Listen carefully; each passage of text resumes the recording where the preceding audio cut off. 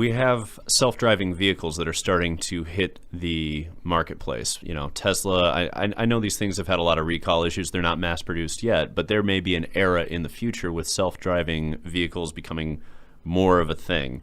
Where does the liability go when a vehicle that's driven technically by nobody but a computer could crash in and hit a motorcyclist? When you ask me that question, it brings to mind this commercial I've seen on TV, and it's for one of these self-driving vehicles, and it shows a man with his family driving down the road, and he's slapping his legs and clapping his hands to the music, and I'm thinking, what the hell are you doing, man? The moral of the story is, just because it's a self-driving vehicle doesn't mean that you get clap your hands and slap your lap and not pay attention to what you're doing. I mean, you're carrying precious cargo in that vehicle, as in your family, and even if it's just you, the fact that it's self-driving doesn't take you off the hook for liability.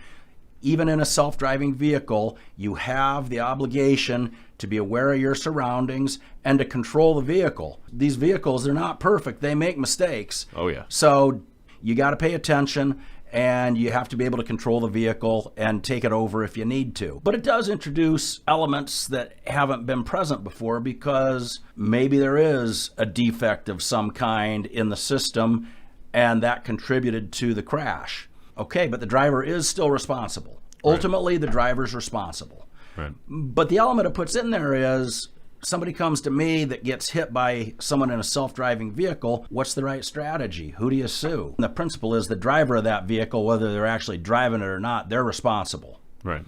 And that's the most efficient way to make a recovery in that type of a case with a self-driving vehicle, because if you start getting into suing manufacturers for product defects, and maybe there are situations where you have to, but most of them I don't think you do, suing manufacturers for product defects, that just turned a case that is going to cost, maybe a few $1,000s in expenses into tens of thousands of dollars. I mean, product liability cases are some of the most expensive cases to go after. You can easily get $30,000, $40,000, $50,000 wrapped up in one of those. Sure. So really the way to go is go after the person who has the core responsibility for that vehicle, and that's the driver. Yeah. And if they think that there's a defect in the automatic driving system, let them bring in the manufacturer and spend the $30,000. Want more biker content? Subscribe to the Biker Lawyers and check out the links in the description. Brought to you by the Biker Lawyers.